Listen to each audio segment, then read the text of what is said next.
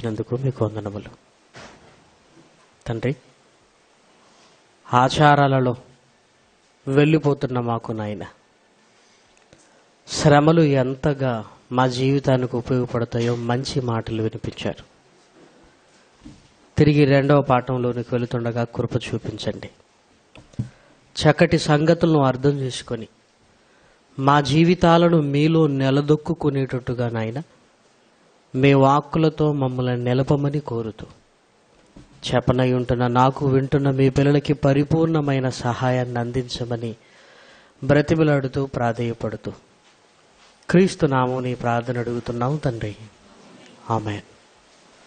ప్రేమైన దేవుని వర్లారా, దేవుని మహాకృపను బట్టి ఈ నెలలో కూడా అధ్యయన తరగతులలో, లేఖనాల తరగతులలో తన చక్కటి మాటలు వినిపించడానికి దేవుడు చేసిన కృపను బట్టి మనందరి కన్న తండ్రి అయిన దేవునికి క్రీస్తు పేర కృతజ్ఞతాస్తుతులు చెల్లించుచున్నాను.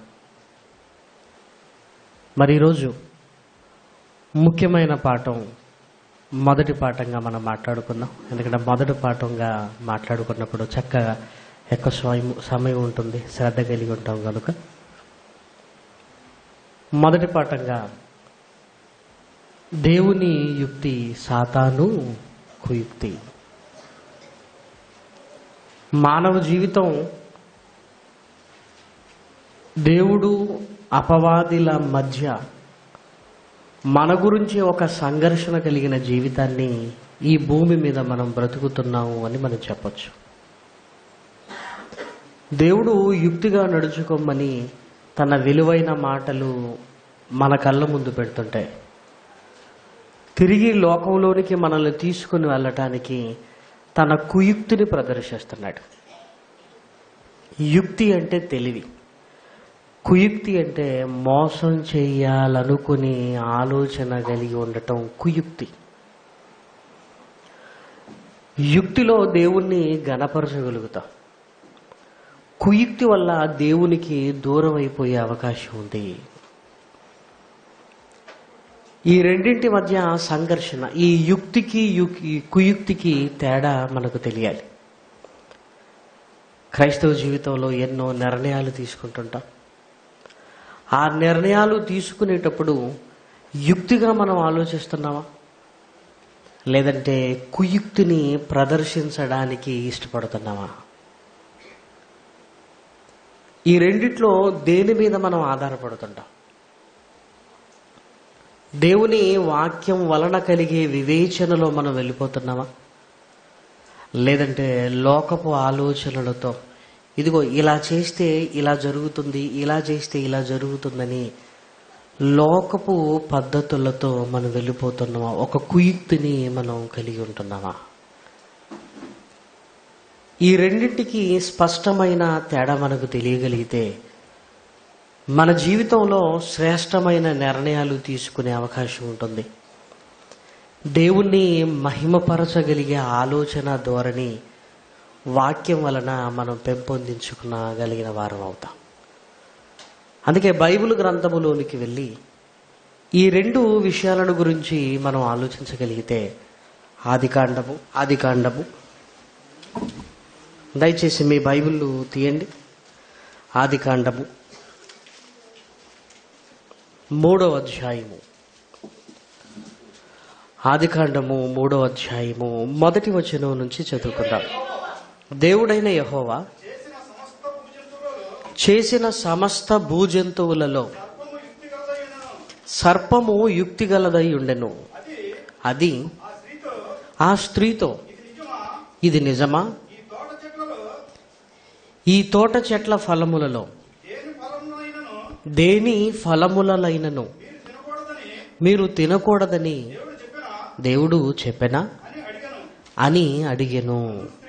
అందుకు స్త్రీ, ఈ తోట చెట్ల ఫలములలో మేము నిరభ్యంతరంగా తినవచ్చును, అయితే తోట మధ్యనున్న చెట్టు ఫలమును గూర్చి దేవుడు మీరు చావకుండునట్లు వాటిని తినకూడదనియు వాటిని ముట్టకూడదనియు చెప్పినని సర్పముతో అనెను. ఈ మొట్టమొదటగా జరుగుతున్న ఏదెనులో ఈ పాపాన్ని గురించి మనం జాగ్రత్తగా మనసు పెట్టగలిగితే, ఆదామవ్వలు పాపములో పడటానికి ఎంత అవకాశం ఉందో, పాపములో పడకుండా తమను తాము కాపాడుకోవటానికి కూడా అంతే అవకాశం ఉంది. ఎందుకంటే దేవుడు చెప్పిన మాటను వారు మర్చిపోలేదు. ఒకవేళ మరిచిపోయారు అనుకుంటే, దుష్టుడు మొట్టమొదటగా మాట్లాడిన మాటే, ఈ తోట చెట్ల ఫలములలో మీరు దేన్నైనా తినొచ్చు కదా అన్నప్పుడు, అసలు దేవుడు చెప్పిన మాట ఏంటో మరలా జ్ఞాపకం తెచ్చుకునే పరిస్థితి వారికి ఉంది. అయినా ఎందుకు మోసపోయారు? అయినా ఎందుకు మోసపోయారు అంటే తన కుయుక్తిని ప్రదర్శించింది. తన కుయుక్తిని ప్రదర్శించింది. ఈరోజు మన జీవితంలో కూడా ఏవేవి చెయ్యకూడదో మనకు తెలిసినా ఎందుకు చెయ్యగలిగే స్థితిలోనికే మరలా వెళ్ళిపోతున్నామంటే తన కుయుక్తిని ప్రదర్శిస్తుంది. చెయ్యవద్దు అని నీకు తెలుసు, అయినా నీ చేత చేయించాలి. అయినా నిన్ను నెమ్మదిగా లోకంలోనికి తీసుకుని వెళ్ళాలి. తీసుకుని వెళ్తున్నప్పుడు నేను చేస్తున్నది సరే కదా అన్న భావన మనలో కలగాలి. నిజంగా ఈ పాఠం ఒకవేళ వినుంటే మరలా బాగా అర్థమవుతుంది. ఇప్పుడే వినుంటే నిజంగా ఇరువురికి మన జీవితంలో బ్రతికున్నంత వరకు ఈ పాఠాన్ని మనసులో పెట్టుకుంటే మన నిర్ణయాలు చాలా శ్రేష్టంగా ఉంటాయి ప్రియమైన వాళ్ళారా. ఎందుకంటే ఎప్పుడూ కలిగే బాధ ఏంటంటే, బ్రతకాలి అన్న ఆశ కలిగిన మనం ఎందుకు బ్రతకలేకపోతున్నాం అన్న దాని మీద ఎక్కువ ఆలోచనలు రావాలి. ఒకవైపు వాక్యము శక్తి కలిగినది, ఒకవైపు పరలోకమందున్న దేవుడు బలవంతుడు, మరొక వైపు యేసుక్రీస్తు ప్రేమ బలవంతం చేస్తుంది, మరొక వైపు పరిశుద్ధాత్మ కాపుదల మనకుంది. ఇవన్నీ కాదని మరలా లోకంలోనికి మనం కలిసిపోతున్నామంటే ఎక్కడో మనం వీక్గా ఉన్నట్టు. ఏమంటే దేవుడు అంటే ఎంత గొప్పవాడో మనకు తెలుసు. యేసుక్రీస్తు అనగానే ఎంత ఉన్నతుడో మనకు తెలుసు. పరిశుద్ధాత్ముడు అనగానే మనకు సహాయకుడు అని తెలుసు. వాక్యం అనగానే ఎంత విలువైంది అంటుంటాం. ఏమండి, ఇన్నింటి మధ్య మనకున్న ఈ జీవితాల్ని ఎందుకు దేవుడు కొరకు నడిపించలేకపోతున్నామంటే యుక్తికి కుయుక్తికి మధ్య తేడా తెలియక యుక్తిగా నడుచుకోవలసిన మనం నెమ్మదిగా కుయుక్తిలోనికి వెళ్ళిపోతూ వాడి బారిన మనం పడిపోతున్నాం ప్రేమని వాళ్ళారా. ఇప్పుడు మీరు బాగా ఆలోచించండి. దేవుడు తినవద్దు అని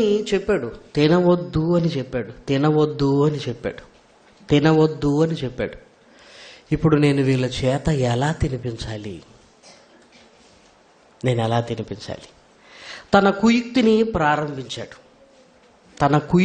ప్రారంభించాడు. ఎలా అంటే, దేవుడు చెప్పిన మాట ఒక్కసారి మళ్ళీ జ్ఞాపకం చేసుకోండి. ఏమన్నాడు? మీరు చావకుండునట్లు వాటిని తినకూడదనియు వాటిని ముట్టకూడదని సర్పముతో అనెను.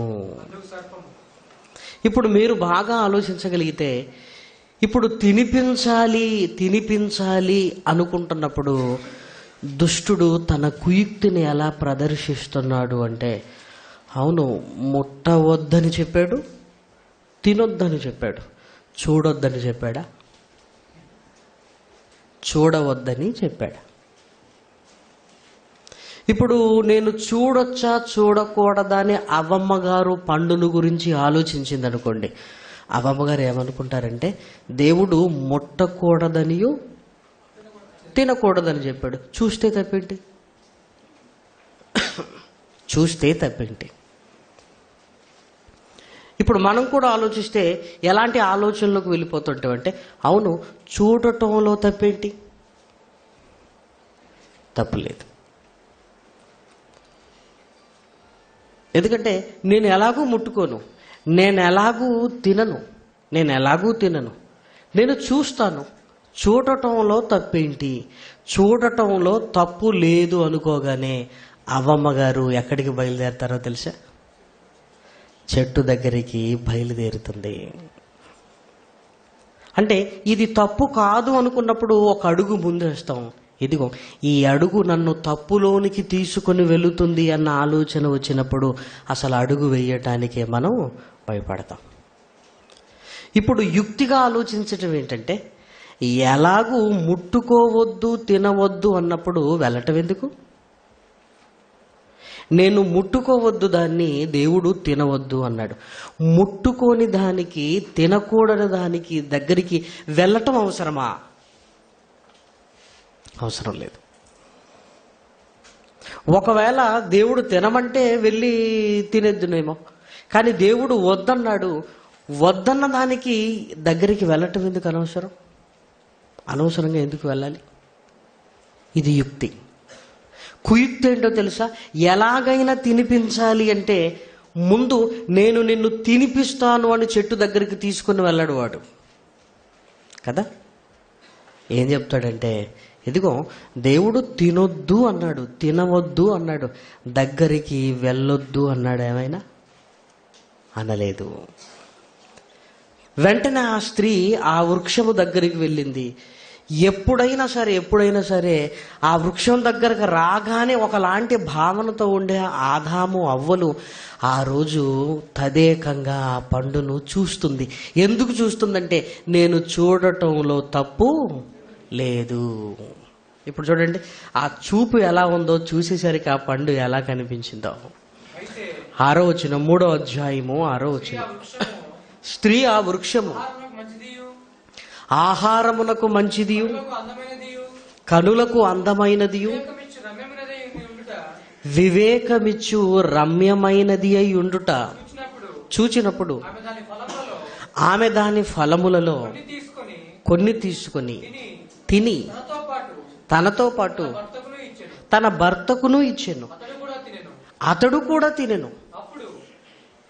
జరిగింది ఏంటంటే, ఆ వృక్షము దగ్గరకు వచ్చి ఆ ఫలములను చూసి వెళ్ళిపోలేదు. చూడగానే తినాలనిపించింది. మరి తినవద్దు అన్న మాట జ్ఞాపకం వస్తుంది కదా అని ఒకవేళ మీరు అనుకుంటే ఏం చెబుతుందో తెలుసా? తినొద్దు అంటే అర్థం ఏంటో తెలుసా? తినొద్దు అంటే మొత్తం తినొద్దు, కొంచెం తింటేంటి. తినవద్దు అంటే దాని అర్థం ఏంటో తెలుసా? మొత్తం తినొద్దు. టేస్ట్ చూస్తే పర్వాలేదు కదా. ఇప్పుడు టేస్ట్ చూస్తే మొత్తం తిన్నట్ట కాదు. ముట్టుకోవద్దు అన్నాడు. చెట్టు మీద ఉన్నప్పుడు ముట్టుకోకండి అన్నాడు, తెంపుకో. ఇప్పుడు తెంపొద్దు అన్నాడా? అనలేదు. ఆ పండు మొత్తము తినొద్దు అన్నాడు, టేస్ట్ చూడు. మన గురించి దుష్టుడికి తెలిసిందేంటో తెలుసా? ఆ పరిస్థితులలోనికి మనల్ని తీసుకొస్తే చాలు, పాపం మనమే చేస్తామని వాడికి బాగా తెలుసు. యుక్తి అంటే అసలు ఆ పరిస్థితులకు నేను ఎందుకు వెళ్ళాలి, ఆ పరిస్థితులలో ఉండలేని స్థితికి నేను ఎందుకు రావాలి. దుష్టుడు ఏంటంటే, ఇదిగో అక్కడికి వెళ్ళటం తప్పు కాదే, తప్పు కాదు అన్నప్పుడు నువ్వు వస్తావు. నువ్వు వచ్చిన తర్వాత ఎలా మాయ చేయాలో వాళ్ళు ఆలోచిస్తుంటాడు. 2 అడుగులు మన చేత వేయించాడు అంటే ఆ తర్వాత జరగబోయేది పాపమే ప్రియమైన వారలారా. దగ్గరికి వెళితే తప్ప, చెట్టు దగ్గరికి వెళ్తే తప్ప కాదు, చెట్టును చూస్తే తప్ప కానే కాదు. ఇదిగో టేస్ట్ చూడు. అందుకే ఎవరైనా వద్దు అన్నప్పుడు మనం అడిగే మాట కూడా ఏంటో తెలుసా? కొంచెం టేస్ట్ చూడండి. కొంచెం టేస్ట్ చూసామనుకోండి, ఆ తర్వాత మనమే ఏమంటాం, ఎందుకంటే అది రుచిగా ఉంటుంది. టేస్ట్ తెలియక మునుపు, అదేంటో తెలియక మునుపు తినాలనిపించదు. టేస్ట్ అర్థమైన తర్వాత తినకుండా ఉండగలమంటారా? ఉండలేం ప్రియమైన వారిలారా. ఇదిగో నువ్వు టేస్ట్ చూసి పక్కన పెట్టు, మొత్తం తినకు. కొరికిన తర్వాత దాని రుచి ఏంటో మనకు తెలిసిన తర్వాత తినకుండా ఉండగలరా? ఇదిగో తప్పు నువ్వు చేయవద్దు అన్న విధానంలోనే మనల్ని ముందుకు తీసుకుని వెళతాడు. ఇక ఆ తర్వాత తన కుయుక్తులో ఉంటున్న మాటల ద్వారా మనల్ని మాయ చేసి ఇదిగో దేవుని ముందు దోషులుగా మనల్ని నిలబెడతాడు. ప్రియమైన వారలారా, ముట్టవద్దు అంటే ఏదో ఇలా తాకవద్దని కాదు, ఇదిగో నువ్వు తెంపొద్దు అని. దాన్ని ముట్టుకోవద్దంటే రోజు వెళ్ళి చూడమని కాదు. ప్రియమైన వారలారా, అసలు దాని అవసరత నీకు లేనప్పుడు దాని దరిదాపుల్లోనికి నువ్వెందుకు వెళ్ళాలి? అవసరత లేనప్పుడు నువ్వు తినవద్దు అంటే నోటి దగ్గరికి తెచ్చుకొని స్మెల్ చూడమని కాదు. ఇదిగో పండును ఒక్కసారి స్మెల్ చూడు. మరి దేవుడు తినొద్దన్నాడా, స్మెల్ చూడొద్దన్నాడా? తినవద్దన్నాడు. వాసన చూడొద్దని అన్నాడా? అనలేదు. అంటే ఇప్పుడు వాసన చూడటంలో తప్పు లేదు.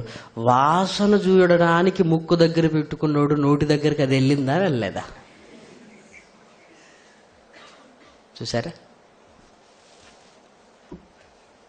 ఏమంటే ఈ పాయింట్లు మనకు అర్థం కావాలంటే మన జీవితంలోనూ జరిగినవి కొన్ని ఆలోచించుకుంటే మనకు అర్థమవుతుంది. ప్రియమైన వారలారా, వద్దు అనుకున్న తర్వాత నేను ఎందుకు ఆ తప్పు చేశానంటే వద్దు అనుకుంటేనే అది జరిగిపోయింది. వద్దు అనుకున్నాను. వాడు తన కుయుక్తిని ప్రదర్శిస్తున్నాడు. ఇదిగో తెంపావు కదా, స్మెల్ చూడు. ఇదిగో ముట్టుకోవద్దన్నాడు కదా, ముట్టుకోవద్దన్నాడు అంటే చెట్టు మీద ఉన్నప్పుడు ఇలా టచ్ చేయొద్దన్నాడు. నువ్వు ముట్టుకోలేదు, డైరెక్ట్ తెంపావు. అది నీ చేతుల్లో ఉంది. వాసన చూడు. వాసన చూడటంలో తప్పు లేనే లేదు. ఇదిగో ఆ పండు ముక్కు దగ్గరకు వచ్చింది. ఎంత బాగుంది కదా. అసలు తినొద్దు అన్నాడంటే దాని అర్థం ఏంటో తెలుసా? ఈ పండును మొత్తం తినొద్దు అన్నాడు. అది అంటే నువ్వు కొంచెం కొరకటం వల్ల తప్పు లేనే లేదు. ఏమంటే తప్పుల్లో చిన్న తప్పు పెద్ద తప్పు ఏముందండి? ఇంకా వెంటనే కొరికింది. నేను తినలేదు కదా పండును మొత్తం అనుకుంటుంది. దేవుడు చెప్పిన మాటలకు అర్థాలను మలిచి ఎలా ఒకరోజు చెట్టు దగ్గరికి రావటానికి భయపడిన వీరిని నెమ్మదిగా తీసుకుని వచ్చింది. నెమ్మదిగా చూపించింది. వారి చేతులతోనే తెంపించింది. ఇది జరుగుతున్నప్పుడల్లా ఇదిగో మీరు రైటే ఉన్నారు. దేవుడు పిలుపు వినగానే అప్పుడు తెలిసింది దిగంబరులుగా ఉన్నామంటే జరగకూడనిది ఏదో జరిగింది అని. ప్రతి మనిషి జీవితంలో ప్రియమైన వారలారా ఇవి మనకు స్పష్టంగా కనబడుతూనే ఉంటాయి.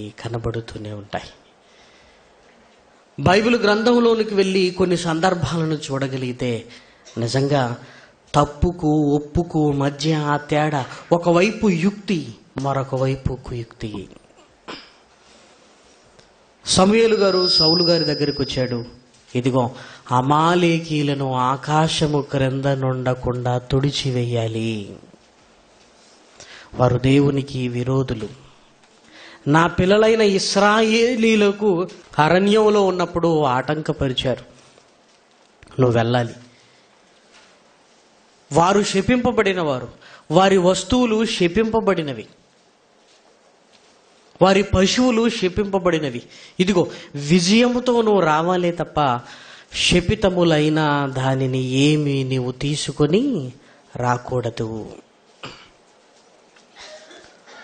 సౌలు గారు సమూయేలు మాటల్ని శిరస వహించి యుద్ధానికి వెళ్ళాడు. యుద్ధానికి వెళుతున్నప్పుడు ఈ మాటలన్నీ జ్ఞాపకం ఉన్నాయి. ఎందుకంటే దేవుడు చెప్పినట్లుగానే నడుచుకోవాలి గనక యుద్ధంలో విజయం. ఎప్పుడైతే శత్రు సంహారం జరిగిపోతుందో ఆ విజయములో ఉన్నాడు. ఆ విజయంలో ఉన్నప్పుడు నెమ్మదిగా ఏం జరుగుతుందో తెలుసా? ప్రజలందరూ వచ్చారు. సౌలు రాజా, ఇదిగో క్రొవ్విన వాటిని కొన్ని పశువులను తీసుకొని వచ్చాము. క్రొవ్విన వాటిని సౌలు గారికి జ్ఞాపకం వస్తుంది. అమ్మో, శపితములైనవి నేను తీసుకోవద్దు కదా, ఏది తీసుకొని రావద్దన్నాడు కదా అనగానే దుష్టుడు ఎంత కుయుక్తిని ప్రదర్శించాడు అంటే ప్రజలు ఏమన్నారో తెలుసా?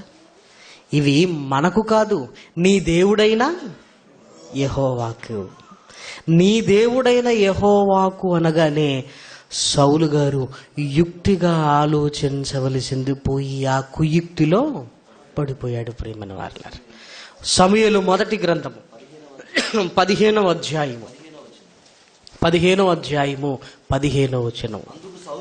అందుకు సౌలు అమాలేకీల యొద్ద నుండి జనులు వీటిని తీసుకొని వచ్చిరి, నీ దేవుడైన యెహోవాకు బలులు అర్పించుటకు జనులు గొర్రెలలోను ఎడ్లలోను మంచి వాటిని ఉండనిచ్చిరి, మిగిలిన వాటన్నింటినీ మేము నిర్మూలము చేసితిమి అనగా సమూయేలు కోపగించుకున్నాడు. నువ్వు చెప్పొద్దు, దేవుడు చెప్పిన దానికి నువ్వు వ్యతిరేకంగా నడుచుకున్నావు, దుష్టుడి యొక్క కుయుక్తిలో నువ్వు పడ్డావు. ఏమంటే చాలా తప్పులు దేవుని పేరు మీద చేస్తున్నావు తెలుసా? చాలా తప్పులు. దేవుడు అనగానే ఒకలా ఆలోచిస్తుంటామండి మనం, ఏమంటే దేవుని కోసమే కదండి అని. కానీ ఆ జరుగుతున్నది నిజంగా దేవుడి కోసమేనా అని లోపలికి వెళితే తెలుస్తుంది. ప్రియమైన వారలారా, తెలుస్తుంది. ఎందుకంటే దేవుడు అనగానే దేవుడు కోసమే కదా అని మనం అనుకుంటున్నాం. కానీ దేవుడు కొరకు నువ్వు చేయవలసిన కార్యక్రమాలు ఎలా ఉండాలి? దేవుడు కోసం అనుకుంటున్నప్పుడు నీ ఆలోచన విధానం ఎలా ఉండాలి? నీ పద్ధతులు ఎలా ఉండాలి? దేవుడు కోసం అనుకున్నప్పుడు ఆ కార్యక్రమాలు ఎంత చక్కగా ఉండాలి. ఇక్కడ సౌలు గారు కూడా ఎలా కుయుక్తిలో పడుతున్నాడంటే, సౌలు గారు ఏదో మేము తినటానికి కాదు, మీరు తినటానికి కాదు, దేవునికి బలివ్వాలి. ఎందుకు బలివ్వాలంటే ఈ విజయాన్ని దేవుడు మనకు ఇచ్చాడు.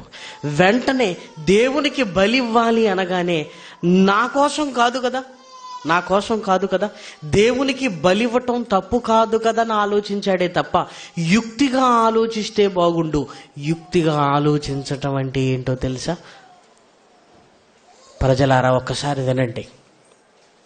దేవుడు ఈ అమాలేకీలను వారికి కలిగినదంతటినీ ఇదిగో శపితములైనది అని చెప్పాడు, శాపగ్రస్తమైనది. ఇప్పుడు మనం బలి అర్పించడానికి వేటిని తీసుకుంటున్నాము? శాపగ్రస్తమైనవి దేవుడికి మనం బలిగా ఇవ్వచ్చా?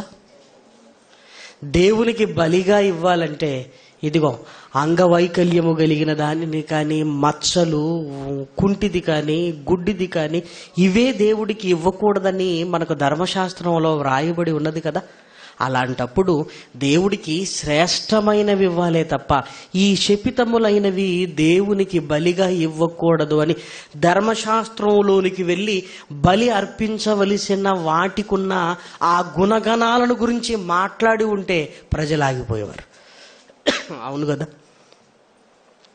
ఏవో ఇవి బాగున్నాయని మేము అనుకుంటున్నాం, కానీ అమాలేకీలలో ఉన్నవి శపితములైనవి, ఈ శాపగ్రస్తమైనవి దేవునికి మేము ఇవ్వాలా?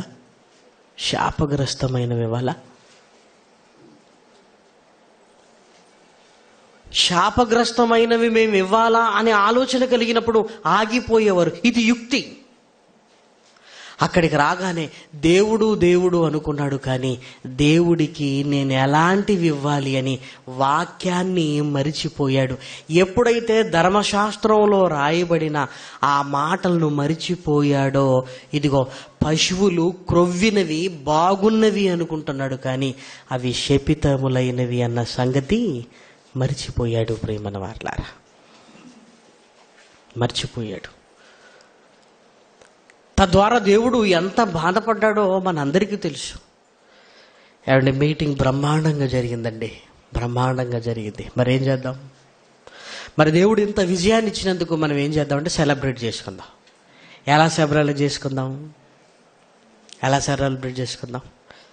ఇక్కడైతే బాగుంటుందండి, ఎక్కడికైనా వెళితే బాగుంటుంది. ఎక్కడికి వెళితే బాగుంటుంది? ఈ దగ్గర ఉన్నవన్నీ మనం చూసినవే. కాస్త ఏదైనా లాంగ్ డ్రైవ్ అయితే ఇంకా బాగుంటుంది. ఇంకా అంత దూరం వెళ్ళినప్పుడు ఒకరోజు వెళ్ళి సాయంకాలం వస్తే ఏం బాగుంటుంది? ఇదంతా ఎందుకు? దేవుడు మనకు విజయాన్ని ఎలా సెలబ్రేట్ చేసుకోమన్నాడో బైబిల్ రెఫరెన్స్లు గుర్తురావు మనకి. దీన్ని ఇప్పుడు సెలబ్రేట్ చేసుకోవాలి. మన ఏ మత్తులో ఉంటామంటే ఇది మనం ఎందుకు చేస్తున్నామంటే దేవుడు మనకు విజయాన్ని ఇచ్చినందుకు దేవుణ్ణి మనము మహిమ పరుస్తున్నాం. ఈలోపు ఎవరైనా వచ్చి ఇప్పుడు అంత దూరం ఎందుకండి అన్నారనుకోండి, చూసారా, దేవుడికి కృతజ్ఞత చెల్లిద్దామంటే వద్దంటున్నాడు. దేవుడు ఇంత సహాయాన్ని చేసినందుకు దేవుడికి కృతజ్ఞత చెల్లిద్దామని మనం ఆలోచిస్తుంటే ఏమంటున్నాడు? వద్దు అంటారు. అనగానే ఆయనకి ఇంకా భయమై మాట్లాడాడుగా. ఏమంటే కృతజ్ఞత చెల్లించాలి అనుకుంటున్నారు కదా, ఎలా? బైబిల్ ఏం చెప్పింది? పిక్నిక్ వెళ్ళమందా? విహారయాత్రకు వెళ్ళమందా? టూర్ వేయమందా? ఎన్ని రోజులు వేయమంది? వెళుతున్నాం కదా, ఓ వెహికల్ తీసుకుందాం. బస్సు, ట్రైన్లు, రిజర్వేషన్లు దొరకక పోవడం, ప్రయాణాలు కదా. మరి ఎవరు వెళ్దాం? ఎవరెవరో కాదు, కుటుంబం మొత్తం వెళదాం. ఎందుకు? మనం అక్కడ వారిక్కడ ఇదంతా ఎందుకు? మరి ఎలాగూ వెళుతున్నాం కదా. వెళుతున్నప్పుడు ఇదిగో అక్కడ ఉన్న ప్రదేశాల గురించి కొంచెం ఆరా తీయండి. నెమ్మదిగా మన ఆలోచనలు దేవుడు విజయోత్సవాన్ని ఇచ్చాడు అని అది మనసులో పెట్టుకొని మన ప్రణాళికబద్ధంగా వెళుతున్నామని మనం అనుకుంటాం. కానీ మన ఆలోచనలు అన్నీ లోకపు ఆలోచనలోనే వస్తుంటాయి. ప్రియమైన వారలారా, పలాని చోటుకి వెళ్ళాలి. ఎక్కడికి వెళ్ళాలి? హాయిలాండ్కి వెళ్దామా? అక్కడికి వెళ్ళిన తర్వాత ఏమంటాం తెలుసండి? దేవుడి ప్రకృతిలో ఉన్నవన్నీ మనకి ఇచ్చాడు, మనం కాకపోతే ఇంకెవరు అనుభవించాలి? అప్పుడు ఈ లోకపు నటన గతించుచున్నది వద్దు అన్న మాటల కంటే అసలు దేవుడు ఈ లోకాన్ని కలిగించిందే మన కోసం కదా. అప్పుడు రెఫరెన్స్లన్నీ వేరుగా మనకు అర్థమవుతుంటాయి. ప్రియమైన వారలారా, అప్పుడు ఏదో తినాలనిపించదు, మనమే కదా, మనం కాకపోతే ఎలా? ఇక లోకంలో ఉన్నవన్నీ కళ్ళ ముందుకు మన దగ్గరికి వస్తుంటాయి. ప్రియమైన వారలారా, చూసారా, దేవుడు విజయోత్సవాన్ని ఇచ్చాడు అని మనం అనుకుంటున్నప్పుడు మనం దాన్ని సెలబ్రేట్ చేయాలనుకుంటున్నాం. సెలబ్రేట్ చేసే విధానం ఇది కాదు. ప్రియమైన వారలారా, ఇది కానే కాదు. మరి దేవా, నీవు మాకు సహాయం చేశావు, పలాని కార్యక్రమం జరిగించడానికి నువ్వు సహాయం చేసావు అన్నప్పుడు ఇదిగో మోకరించి కృతజ్ఞతాస్తుతులు చెల్లించవలసిన మనము ఎక్కడికో వెళ్ళిపోవాలనుకుంటాం, ఏదో వండుకోవాలనుకుంటాం, ఏదో తినాలనుకుంటాం, ఇంకేదో చేయాలనుకుంటుంటాం. అక్కడి నుంచి మన ఆలోచనలకు హద్దుండవు. ఇంత లిబరల్గా ఎందుకు ఆలోచిస్తున్నామంటే మనలో ఉన్నది ఏంటంటే ఇదంతా దేవుని కోసమే అని మనము అనుకుంటుంటాం. ప్రియమైన వారలారా, ఇదంతా దేవుడు కోసం అనే భావన మనలో ఉంటుంది. చూసారా, ఇది దేవుడు కోసం అనగానే ఇక ఎంత దూరమైనా ఆలోచించడానికి పూనుకుంటుంటాం. కానీ దేవుడు కోసం అంటే దేవుడు బైబిల్లో ఏం చెప్పాడు అని ఆ ఆలోచన రాదు. సౌలు గారు దాని కుయుక్తిలో పడిపోయాడు. ప్రియమైన వారలారా, దేవుని కోసం అనగానే ఏమనుకున్నాడంటే ఇప్పుడు దేవుడు కోసమని వారు అడిగినప్పుడు నేను కాదంటే ఎందుకు కాదనలే, దేవుడి కోసమే కదా, తీసుకొచ్చేయండి అన్నాడు. వెంటనే సమూయేలు వచ్చి నువ్వు చేసింది ఏంటి? వాడి కుయుక్తిలో పడిపోయావా నువ్వు కూడా? ఏమైంది నీ యుక్తి? నీ జ్ఞానం ఏమైపోయింది? నువ్వు బలులు అర్పించిన వాడివే కదా, దేవుని కొరకు దహన బలులు, కృతజ్ఞతా బలులు అర్పించిన వాడివే కదా. నేను అర్పిస్తున్నప్పుడు నా పక్కన నువ్వు ఉండవాడివే కదా. నీకు తెలియదా, ధర్మశాస్త్రంలో శపితములైనవి దేవుని బలి అర్పించడానికి వీలు లేదని? నీకు గుర్తురాలేదా ఈ వాక్యము? ఏమంటే మనం ఏ డెసిజన్ తీసుకుంటున్నా దానికి ఒక వాక్యము తోడై ఉండాలి ప్రియమైన వారలారా. దేవుడి కోసమే, దేవుడి కోసమని నువ్వు అనుకోవటం వేరు, నువ్వు అనుకోవటం వేరు, నువ్వు అనుకోవటం వేరు, నువ్వు అనుకోవటం వేరు. ఇది దేవుడికి ఇష్టం లేని మనం అనుకోవటం వేరు. కానీ మనం అనుకుంటున్న మన ఆలోచన ఎక్కడికి తీసుకుని వెళుతుందో అని గమనించగలిగితే తెలియకుండానే నెమ్మదిగా లోకంలోనికి మనం వెళ్ళిపోతాం ప్రియమైన వారలారా. దుష్టుడు తన కుయుక్తిని ప్రదర్శిస్తున్నాడు. ఎలాగైనా మోసపరచాలి, ఎలాగైనా ఇదిగో తప్పు చెయ్యరులే అనుకుంటూనే 2 అడుగులు వేయించి చెయ్యకుండా ఉండలేని స్థితిని తీసుకుని వస్తున్నాడు ప్రియమైన వారలారా. ఇదిగో బర్త్డే పార్టీ ఉంది, నువ్వు చెయ్యి. నీకు తెలుసు కదరా నేను చర్చికి వెళ్తాను, నాకు ఇలాంటివి నాకు తెలియదారా నీ గురించి? నువ్వు నీళ్లు తప్ప ఏమీ తాగవని నాకు తెలీదా? నాకు తెలుసు కదరా. నిన్ను ఇబ్బంది పెడతానా? పోనీ ఇన్ని రోజులు ఏమైనా ఇబ్బంది పెట్టానా? పెట్టలేదనుకో, అంటే ఏం లేదురా, నా పుట్టినరోజులో నువ్వు అంటే దేవుడు ఉన్నట్టు ఉంటుందిరా అంటాడు. అయిపోయింది. అప్పుడు మనం ఫోన్ చేస్తాం, ఫోన్ చేసి మా ఫ్రెండ్ పుట్టినరోజు అట్టన్నా ఫోన్ చేశాడు, రమ్మన్నాడన్నా, వెళ్తున్నాను. పుట్టినరోజు అంటే పార్టీ పరిస్థితులు అలా ఉంటాయి కదా తమ్ముడు అంటే, ఏం లేదన్నా వాక్యం చెప్పడానికే నేను వెళ్తున్నాను, పుట్టినరోజులో నిన్ను వాక్యం చెప్పడానికి పిలిచారు అని ఊహించుకుంటుంటాం ప్రియమైన వారలారా. అప్పుడు దుష్టుడు ఏం చేస్తాడో తెలుసా? మామూలుగా చెప్తే వినరు, పుట్టినరోజు చెబితే వింటాడు ఎలాగైనా. ఇప్పుడు ఫ్రెండ్స్ అందరూ వస్తారు. ఇప్పుడు ఒక్కసారి మనిషి జన్మ ఎందుకు చెప్పగానే ఇదిగో వాళ్ళలో ఎవరైనా మారిపోయారనుకోండి, ఎంత బాగుంటుంది. వింటారా? మళ్ళీ ప్రశ్న, ఇదిగో వచ్చిన 50 మందిలో ఒక్కడు వినడా? ఆ ఒక్కడి కోసం ఏం వెళదాం అనిపిస్తుంది. 99 నీతిమంతుల విషయము కలుగు సంతోషము కంటే ఒక్క పాపి మారితే ఎక్కువ సంతోషము కలుగును.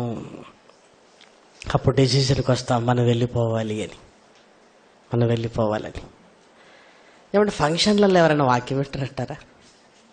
బర్త్డే ఫంక్షన్లో స్నేహితుల మధ్య వాక్యం చెప్తారంటే ఏమైనా వినగలమా? వెళతాడు ప్రేమైన వారలారా. అందరూ కూర్చుంటారు, ఒరే నువ్వు థమ్సపే తాగురా అంటాడు. అప్పుడు వీడేమనుకుంటా తెలుసా? అవును నేను థమ్సపే తాగుతున్నాను కదా అని. నీకు తెలియదు, థమ్సప్లో గెలిపారు. అప్పుడు అంటాడు, ఈ థమ్సప్ ఏదో స్పెషల్గా ఉన్నట్టుంది అంటాడు. అప్పుడు ఒకడు అంటాడు, పిచ్చోడా ఆల్రెడీ దాంట్లో కలిపేశావరా, తాగావురా అంటాడు. అప్పుడు ఇంకోటి ఏమంటాడు, ఎలాగూ తాగావు కనుక మామూలుగా తాగురా అంటాడు. మరి ఇందాక తాగావు కదా, మామూలుగా తాగేసాయి. అప్పుడు మనం ఏమనుకుంటాం తెలుసా? ఒక్కసారి తాగినట్టే, ఇప్పుడు 2-3 బాటిల్ తాగినట్టే అని ఏమనుకుంటాం తెలుసా? ఇదిగో నేను కావలసి తాగలేదు. అప్పుడు ఫోన్, అన్న తెలియక చేసిన తప్పులకు క్షమాపణ ఉంటుందా ఉండదా? తెలియక చేసిన తప్పులు, తెలియక ఏం చేసావు అంటే అన్న నా సమస్య కదా, మా ఫ్రెండ్ అడిగాడన్న, అప్పుడు తండ్రి వీరేమి చేయుచున్నారో వీరు ఎరుగరు గనుక వీరిని క్షమించు, అమ్మయ్య అనుకుంటాడు. ఎంత జరుగుతుందో తెలుసా ప్రేమన్న వారలారా? మత్తు పదార్థాలు ఈరోజు సమాజానికి అలవాటు అవుతున్నాయంటే ఎక్కడో తెలుసా? విందులు, వినోదాలు, పిక్నిక్లు, బర్త్డే పార్టీస్. ఓ 20 మంది యవనస్తులు మీరు అడిగి చూడండి, ఎక్కడండి ఈ సిగరెట్ అలవాటు అయిందంటే వాడు చెప్పేది మా ఇంట్లో అలవాటు చేసుకున్నాను అన్నాడు. పిక్నిక్. అందుకే చూడండి, కళాశాలల్లో పిక్నిక్ వెళుతున్న పిల్లలు ఎక్కువ మంది చచ్చిపోతుంటారు ప్రియమైన వారలారా. ఎక్కడికి వెళ్ళారు? పలానా దగ్గరికి విహారయాత్రకు వెళ్ళారట, ఏమైపోయింది? Bus accident. కుయుక్తి, వాడి కుయుక్తి. నిన్ను ఎలాగైనా తీసుకుని వెళ్ళాలి, నిన్ను ఎలాగైనా. ఎందుకో తెలుసా ప్రియమైన వారలారా, 10 మంది స్నేహితులు కలవగానే అక్కడ దేవునికి విరోధమైన వాతావరణం ఉంటుంది. దేవుడికి విరోధమైన వాతావరణం.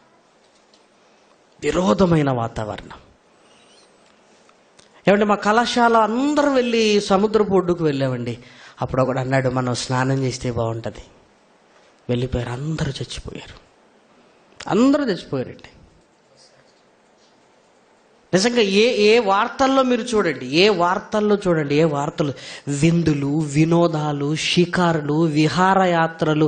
ఇదిగో మేమేదో ఆనందంగా ఉండాలి అనుకుంటూ వెళ్ళిపోతున్నప్పుడు ఆ ఆనందంలో దేవుణ్ణి మరిచిపోయి దేవునికి భయంకరంగా ప్రవర్తిస్తున్న వాళ్ళ జీవితాలను చూస్తే వాడి కుయుక్తిలోనికి వెళ్ళిపోయారు ప్రియమైన వారలారా. సౌలు గారు ఎంత బాధపడుతున్నాడంటే, అయ్యో ఒక్కసారి ధర్మశాస్త్రంలో ఆ మాటలు నాకు జ్ఞాపకం వచ్చినా బాగుండు. శపితములైనది నేను ఎందుకు తీసుకుని వచ్చాను? వద్దు కదా.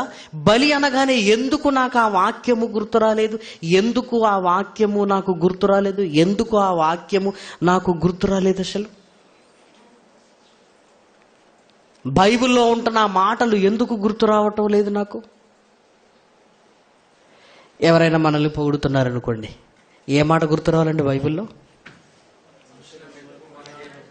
అది గుర్తురాదు మనకి. ఇన్నాళ్లకు నేనేంటో నీకు అర్థమయ్యాను రా అంటాం మనం. ఇన్నాళ్లకు నేనేంటో నీకు అర్థమయ్యాను. చూసారా, వాక్యానికి భిన్నమైన ఆలోచనలతో ఉంటున్నాం ప్రియమైన వారలారా. అంటే వాడు కుయుక్తిలో పడిపోతున్నాం. ఇలా బైబిల్లో ఎవరి జీవితాలను చూస్తున్నా కుయుక్తికి మధ్య ఉన్న చిన్న తేడాను గ్రహించక మేము దేవుడి కోసమే బ్రతుకుతున్నాము అన్న స్థితిలో లోకంలోనికి వెళ్ళి తర్వాత తెలుసుకొని బాధపడిన వారి జీవితాలు మనకు కనపడుతుంటాయి. లూకా గారు రాసిన సువార్త 20వ అధ్యాయము. లూకా గారు రాసిన సువార్త 20వ అధ్యాయం 21వ వచనం చూడండి. 21. వారు వచ్చి, బోధకుడా, నీవు న్యాయముగా మాట్లాడుచున్నావని బోధించుచున్నావు. నీవు ఎవని యందును మొహమాటము లేక సత్యముగానే దేవుని మార్గమును బోధించుచున్నావని ఎరుగుదుము. ఏమంటే ఒక ప్రశ్న అడగటానికి ముందు మనకేం కనపడుతుంది? ఒక పొగరు కనపడుతుంది.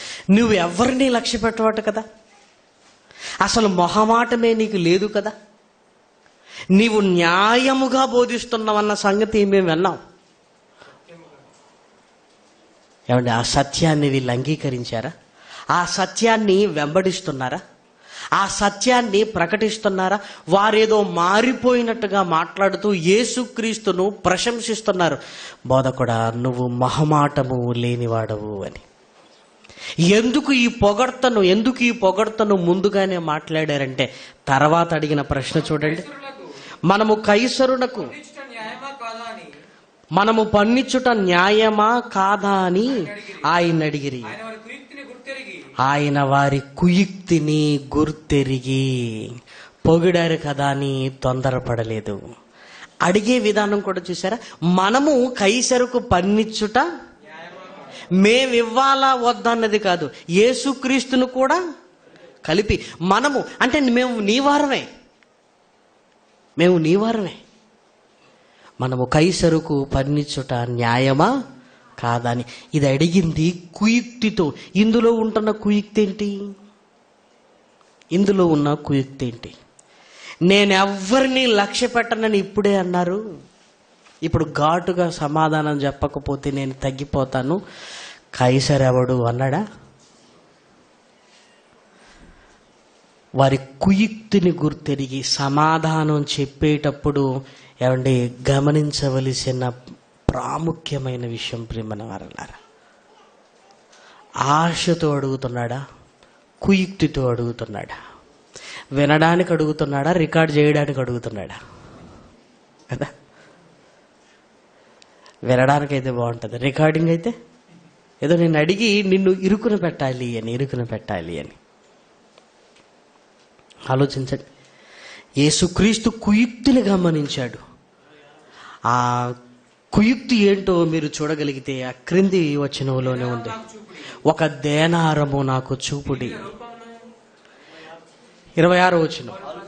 వారు ప్రజల ఎదుట ఈ మాటలలో తప్పు పట్టనేరక ఆయన ప్రత్యుత్తరమునకు ఆశ్చర్యపడి ఊరకుండిరి. ఇక ఎప్పుడైతే యుక్తితో సమాధానాన్ని చెప్పాడో వారి యుక్తి ముందు తేలిపోయింది. ప్రేమన వారలారా, నిజంగా యేసుక్రీస్తు ఎలా సమాధానం చెప్పాడు అంటే, ఇదిగో నాకొక దేనారము తీసుకొని రండి అన్నాడు.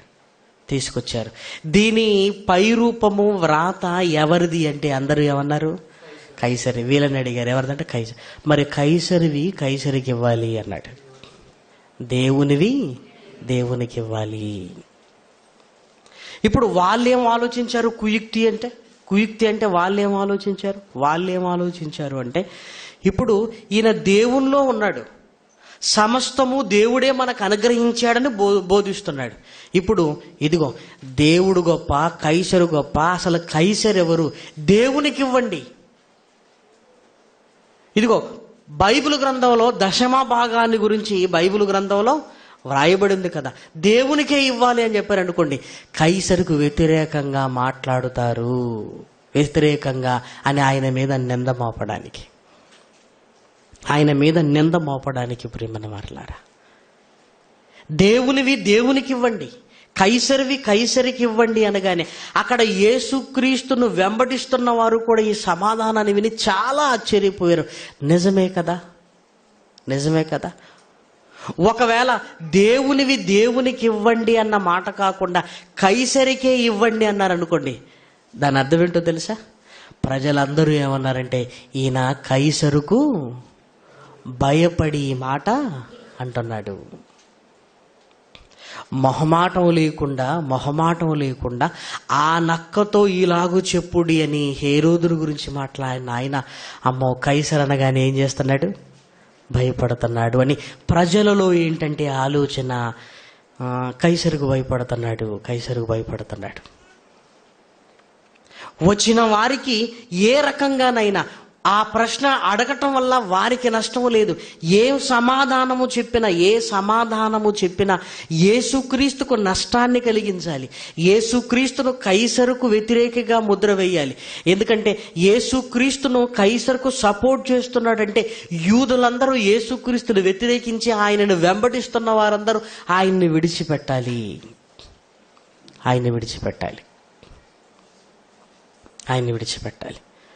అంటే కొన్ని ప్రశ్నలు ఎలా ఉంటాయో తెలుసా? ఏం మాట్లాడాలో అర్థము కానీ పరిస్థితి. అప్పుడు ఏం చెప్పితే ఎలా అర్థం చేసుకుంటారు అని ఆలోచన కలిగినప్పుడు కొన్ని ప్రశ్నలకు ఏం సమాధానం చెప్తామని తెలుసా? ఏంటంటే, ప్రార్థన చేయండి తమ్ముడు, దేవుడు ఏదనుకుంటే అది జరుగుతుంది. దేవుడు ఏమనుకుంటే అది జరుగుతుంది.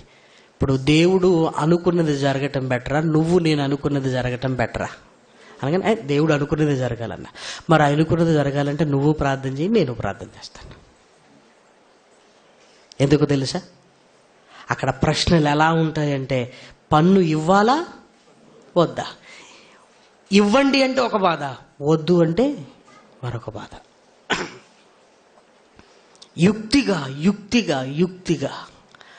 ఆ ప్రశ్నకు ముందు ఆలోచన యేసుక్రీస్తు వారి కుయుక్తిని ఆయన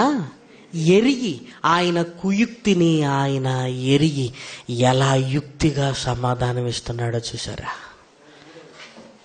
23వ వచనపు సమాధానాన్ని ఇప్పుడు చూడండి. ఆయన వారి కుయుక్తిని గుర్తెరిగి ఒక దేనారము నాకు చూపుడి, దీని మీది రూపమును పై వ్రాతయు ఎవనివని ఆయన అడుగు. వారు కైసరువని. అందుకైనా అలాగైతే కైసరువి కైసరునకును దేవునివి దేవునికి చెల్లించుడని వారితో చెప్పెను. వారితో చెప్పాను. ఏమంటే అందరూ ఆశ్చర్యపోయారు. ప్రియమైన వారలారా, ఈ యుక్తి అనేది దేవునిలో బ్రతుకుతున్నప్పుడు దేవుని వాక్యము వలన కలిగేది. అందుకే బైబిల్ గ్రంథంలో రాయబడిన మాట కూడా ఏంటంటే, సామెతల గ్రంథంలో సరి అయిన ప్రత్యుత్తరం ఇచ్చుట అది దేవుని వలన కలిగేది. సరి అయిన ప్రత్యుత్తరము. ఒకరు ప్రశ్న అడగగానే సరి అయిన విధంగా వాక్యములో నుంచి నువ్వు మాట్లాడుతున్నావంటే అది దేవుడు అనుగ్రహించే ప్రత్యుత్తరము. ఎందుకంటే వాక్యము జ్ఞాపకం వస్తుంది. పలాని వాక్యములో ఇలా ఉంది కదా, దీన్ని బట్టి ఇలా మనం ప్రవర్తించాలి అని ఆ సరి అయిన ప్రత్యుత్తరం ఇవ్వటం అది దేవుని వలన కలిగేది. వలన సామెతల గ్రంథం 16వ అధ్యాయం మొదటి వచనం.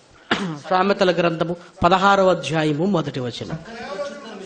చక్కని ప్రత్యుత్తరం ఇచ్చుటకు యెహోవా వలన కలుగును. చక్కని ప్రత్యుత్తరము అది యుక్తి ప్రియమైన దేవుని పిల్లలారా. ఆ యుక్తిగా ప్రవర్తించాలి అంటే దేవుని వాక్కులు నిన్ను నడిపిస్తూ ఉండాలి. యేసుక్రీస్తు అదే అన్నాడు, కైసరివి కైసరికి ఇవ్వండి, దేవునివి దేవునికి ఇవ్వండి అని. ఒకరోజు సౌలు దావీదును చంపాలనుకుంటున్నప్పుడు కూడా దావీదు యుక్తిగా ప్రవర్తించాడు. దావీదులో ఉన్న యుక్తి ఏంటో తెలుసా ప్రియమైన వారలారా? దావీదులో ఉన్న యుక్తి ఏంటో తెలుసా? ఇదిగో, నేనిప్పుడు సమూయేలు నన్ను అభిషేకించి ఇశ్రాయేలు మీద రాజుగా నన్ను అభిషేకించాడు. అంటే ఇశ్రాయేలీలకు సౌలు తర్వాత రాజు ఎవరు? నేనే. దావీదుకి అర్థమైపోయింది అభిషేకము చేయగానే. ఇప్పుడు ఎప్పుడు రాజునవుతాను అని కాస్త యుక్తిగా ఆలోచిస్తే సౌలు తర్వాత నేనే. ఇప్పుడు కుయుక్తి ఏంటో చెప్పమంటారా? ఎలాగో నాకు అభిషేకం జరిగింది కనుక సౌలు నేనే చంపితే రాజు నేనే అవుతాను కదా, అది కుయుక్తి. దేవా, ఎలాగో రాజును నేనే, నువ్వు నన్ను అభిషేకించావు కదా, నువ్వు అభిషేకించిన తర్వాత ఎలాగైనా నువ్వు ఇస్తావు. అయినా సౌలు నన్ను చంపాలనుకుంటున్నప్పుడు ఒకవేళ నిజంగా సౌలు చేతనే నేను చంపబడితే నువ్వు నన్ను అభిషేకించేవాడివి కాదు. అప్పుడు దేవుడు చేసిన అభిషేకం ఏమైపోద్ది? యుక్తి. నన్ను చంపనీయవు. మరి ఈ పరిస్థితులు ఎంతకాలం ఉంటాయి? కొద్ది కాలం ఉంటాయి. ఈ కొద్ది కాలం నేను ఓపిక పడితే చాలు.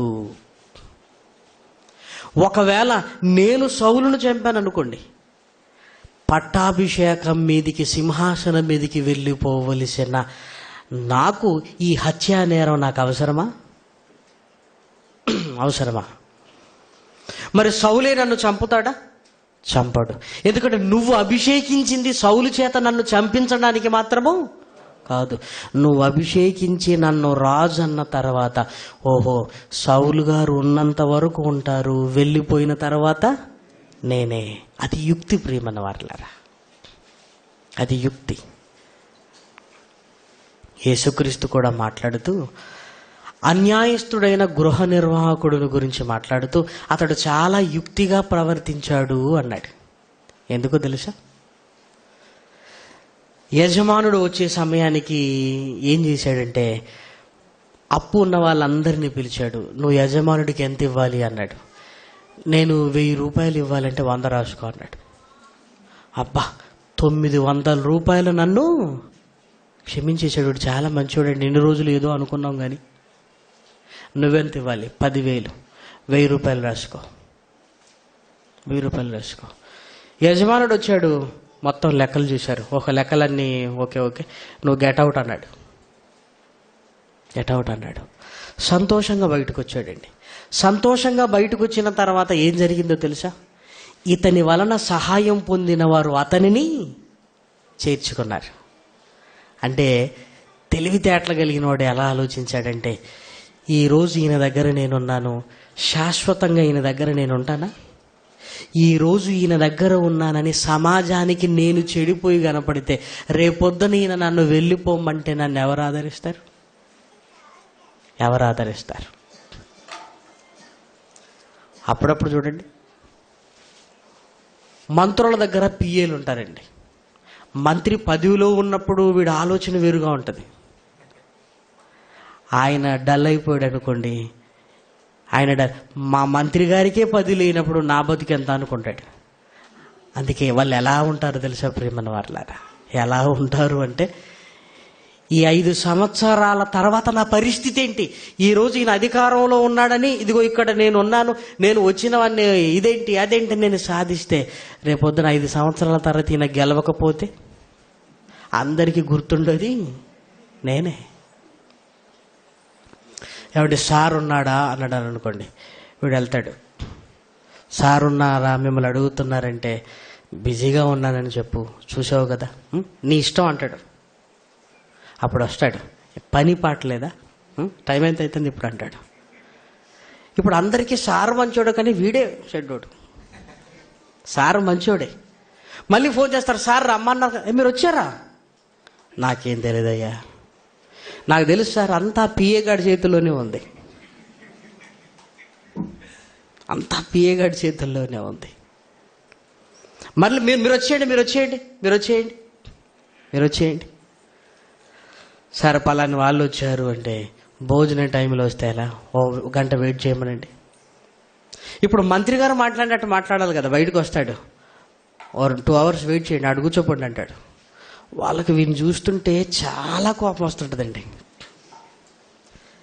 2 గంటల తర్వాత మళ్ళీ వెళ్తుంటే, రాకండి కూర్చోండి, నేను చెప్తా కదా, ఎక్కడికి రావటం, నేను చెప్తా కదా. ఇంకా కోపం వస్తుందండి. 5 ఏళ్ల తర్వాత పరిస్థితి ఎలా ఉంటుందో తెలుసా? ఆ పోస్ట్ పోయిన తర్వాత ఆ పరిస్థితి ఎలా ఉంటుందంటే ఇతన్ని ఎవ్వరూ ఖాతరు చేయరండి.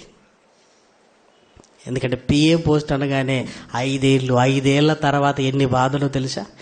మనం చెప్పిన సమాధానాలు వారికి గుర్తుండిపోతాయి ప్రేమన వారలారా. అందుకే ఎప్పుడు తెలివిగా ఉండాలి మనం. ఈరోజు ఒకరి దగ్గర నువ్వు ఉన్నావని నువ్వు ఎక్కువగా మాట్లాడావు అనుకోండి, ఏం జరుగుతుందో తెలుసా? గెట్ అవుట్ అని నిన్ను అన్నాడు అనుకోండి, నిన్ను ఆదరించి ఒక 10 మందిని సంపాదించుకో. నిన్ను ఆదరించేవారిని నువ్వు ఉద్ధరించి, నేను అధికారంలో ఉన్నాను కదా నువ్వు మాట్లాడితే ఎవరు ఎంతకాలం ఉంటారు చెప్పు? ఎవరు ఎంతకాలం ఉంటారు? ఏమంటే ఆ అన్యాయస్తుడైన గృహ నిర్వాహకుడి గురించి మాట్లాడుతూ అతడు యుక్తిగా ఆలోచించాడు అంటాడు. అతడు యుక్తిగా. లూకా గారు రాసిన సువార్త 16వ అధ్యాయం 8వ వచనం, 16వ అధ్యాయము 8వ వచనం. అన్యాయస్తుడైన గృహ నిర్వాహకుడు యుక్తిగా నడుచుకొనెను, వాని యజమానుడు వానిని మెచ్చుకొనెను.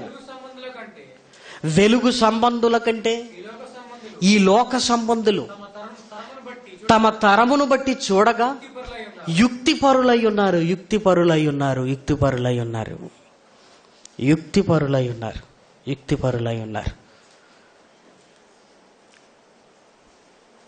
వెలుగు సంబంధులు యుక్తిగా ఉండాలి, కానీ రాజ్య సంబంధులు యుక్తిగా ఉన్నారంటే లోకంలో మీరు చూడండి, ఒక వ్యాపారస్తుడు ఎవరితో గొడవ పెట్టుకోడని మీకు తెలుసో తెలీదా?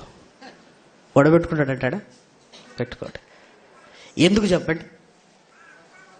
ఎందుకు చెప్పండి అంటే, ఎందుకంటే వ్యాపారం ముందుకు వెళ్ళాలంటే అందరితో మంచి సంబంధాలు ఉండాలి, మంచి సంబంధం ఉండాలి. ఒకరోజు జేఎన్టీ దగ్గర ఒక క్యాంటీన్కి వెళ్ళాం.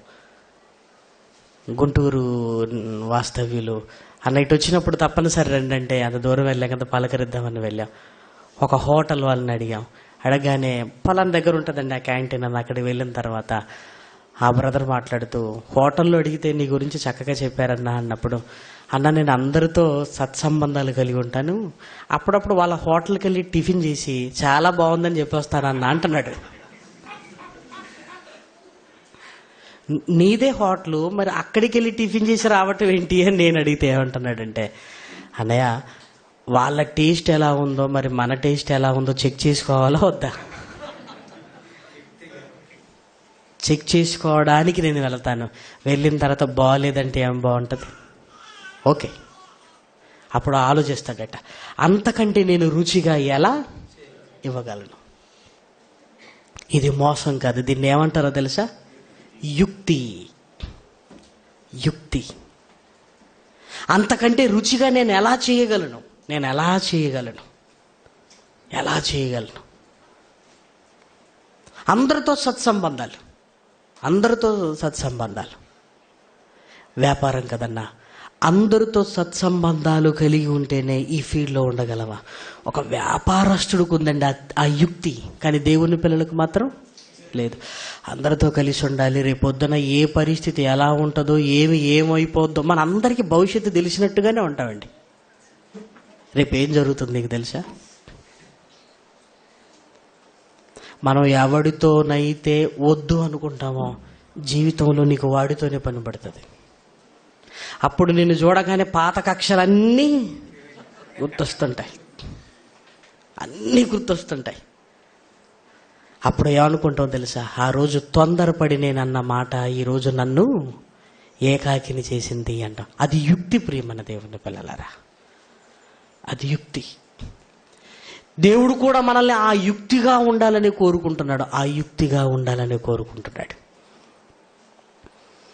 వెలుగు సంబంధులైన మీరు నా వాక్యములో ఉంటున్న తెలివితేటలను బట్టి మీరు ప్రవర్తించండి.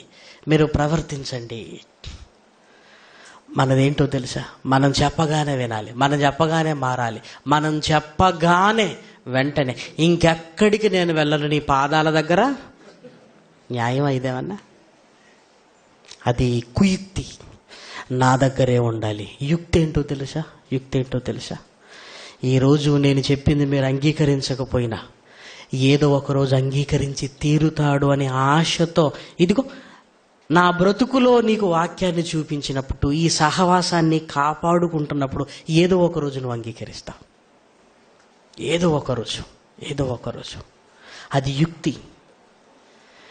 వినగానే మారిపోవాలి, నాతో ఉండాలి, కుయుక్తి. ఈ రోజు కాకపోయినా రేపు మారతాడు, రేపు మారకపోయినా ఎల్లుండి మారతాడు, మరుసటి రోజు మారతాడు. ఏమండి, ఇదిగో ఇది మీకు అర్థం కాలేదు, దీన్ని బట్టి మనం ఎందుకు దూరం అవ్వాలి? సహవాసంలో ఉందాం. ఒకవేళ మీదే నేను నిజం అంటానో, నాదే మీరు నిజం అంటారో, కొంత దూరం ప్రయాణం చేసేటప్పుడు కదా మనకు వివేచన తెలిసేది. ఈ రోజే నువ్వు వేరు నేను వేరని మాట్లాడుకోవటం, విడిపోవటం కంటే ఎవరిది నిజమో కొద్ది కాలాల తర్వాత తెలుస్తుంది. దాని గురించి ఇప్పుడు ఎందుకు మాట్లాడాలి? ఓ రాజకీయ నాయకులు చూడండి, పెళ్లి సంబంధాలు చూస్తున్నప్పుడు ప్రతిపక్షపు నేత కుమారులకు కుమార్తెలకు ఇస్తారండి. ఎందుకు? గెలిస్తే వాడు, గెలవకపోతే నేనే కదా అని. వాడుకున్న తెలివితేటలు ఈరోజు మనకు లేవండి. మనం అనుకుంటాం ఏంటంటే ఈ మంత్రికి ఆ మంత్రికే పడదు, కానీ ఈ మంత్రి కొడుకును ఆ మంత్రి కూతురికి ఎందుకు ఇచ్చాడంటే ఏం ఆలోచించాడో తెలుసా? ఆ తర్వాత నేను ఒకవేళ గెలవకపోతే వాడే గెలుస్తాడు, గెలిచిన వాడెవడు? మా వియ్యంకుడే. తెలివితేటలండి ఇవి. లోకంలో ఉన్నవాడు ఇంత ఆలోచిస్తున్నాడు కదా, దేవునిలో ఉంటున్న మనం యుక్తిగా ఆలోచించడానికి బదులు కుయుక్తిగా ఆలోచిస్తామండి. దేవునిలో ఉన్న మనం ఎంత కుయుక్తిగా ఆలోచిస్తుంటామంటే, ఇదిగో అక్కడికి ఎవరెవరు వెళ్ళారో వాళ్ళ పేర్లు రాసుకోండి. నీకెందుకు? ఆధార్ కార్డులు ఏమైనా ఇస్తావా? ఓటర్ లిస్ట్ నుంచి ఏమైనా తీసేస్తావా? కుయుక్తి. వాళ్ళు అక్కడికి వెళ్తున్నారా? అసలు వాళ్ళు ఏంటో కనుక్కోండి. వాళ్ళు పలానా. ఇప్పుడు వెళ్తాడు, మనం ఒకటి కదా బ్రదర్, నువ్వు వాళ్ళ దగ్గరికి ఏంటి వెళ్ళటం బ్రదర్? కులాలు. ఈరోజు ఏమనుకుంటారు? కులాలు. ఒక వ్యక్తిని తనతో ఉంచుకోవడానికి క్రీస్తు సరిపోడట, వాక్యం సరిపోదట. ఏమనుకుంటా తెలుసా? నీదొకటే నాదొకటే. ఇదిగో నువ్వు అటు ఎందుకు వెళ్ళిపోతావు బ్రదర్? కుయుక్తి. ఇదిగో మన డిపార్ట్మెంట్ ఒకటే, క్రీస్తుది కదా నీ డిపార్ట్మెంట్. ఇదా సంఖ్యను పెంచుకోవటానికి ఈ అడ్డదారుల కుయుక్తి. ఇదిగో వాడు చెడ్డవాడు, వాడు మంచివాడు కాదు. నీ మంచితనాన్ని చూపించుకోవడానికి బదులు ఒకడిని చెడ్డవాడుగా నువ్వు చూపిస్తున్నాడు. దాన్ని ఏమంటావో తెలుసా? కుయుక్తి. కుయుక్తి. ఈ కుయుక్తులతో ఎంతకాలం? కుయుక్తి నిన్ను తప్పు చేయిస్తుంది. యుక్తిగా నడుచుకోవాలి. ఎక్కడున్నాయేంటి బ్రదర్? దేవుడి కోసం బతికేయండి, దేవుడి కోసం బ్రతకండి. ఇంత మంచి మనసుతో నన్ను ఆదరిస్తున్నారు అని నీ ప్రేమ కనపడుతుంది. ఏమంటే ఎదుటి వాడి మీద మనకు శ్రద్ధ ఉండాలి, కానీ నిఘా ఉండకూడదు. ప్రేమన వారలారా, శ్రద్ధ అంటే వేరు, నిఘా అంటే వేరు. శ్రద్ధ అంటే తప్పిపోతాడేమో అన్న ఆలోచన. నిఘా అంటే ఎక్కడికి వెళ్ళిపోతాడో, నా దగ్గర ఉండకుండా, అది నిఘా. నిఘా వద్దు, శ్రద్ధ యుక్తికి సంబంధించింది, నిఘా కుయుక్తికి సంబంధించింది. ఈరోజు యుక్తిగా మనల్ని ఉండవంటే లోకానికి వెళ్ళింది యుక్తి. కుయుక్తి లోకం సంబంధం అయితే అది ఎక్కడికి వచ్చింది? క్రైస్తవ్యములోనికి వచ్చింది. అంటే విజయనగరంలో చాలా పెద్ద గొడవ అండి. ఏం గొడవ అంటే, పబ్లిక్ మీటింగ్లో క్యాలెండర్లు పంచారట. ఆ క్యాలెండర్లు ఇంట్లో పెట్టుకున్నారట. పాస్టర్ గారు వెళ్ళేసరికి వేరే వాళ్ళ క్యాలెండర్ ఇక్కడ ఎందుకు ఉంది అన్నారట. వాళ్ళేమన్నారు, పంపించాడండి, మరి ఏం చేద్దామంటే, అంటే ఎప్పటి నుంచి ఇది జరుగుతుంది అన్నాడట. ఏమీ లేదంటే మొన్న వెళ్ళినప్పుడు వాళ్ళే ఇచ్చారండి అంటే, లేదు అన్నాడట. ఆ క్యాలెండర్ ఉంది కనుక నేను ఇంటికి రానన్నారట. వీళ్ళు ఏమన్నారట, ఏమి లేదు అయ్యగారంటే, చూసారా అబద్ధం ఆడుతున్నారు, మోసం చేశారు మమ్మల్ని. కన్న తల్లి పాలు దాగి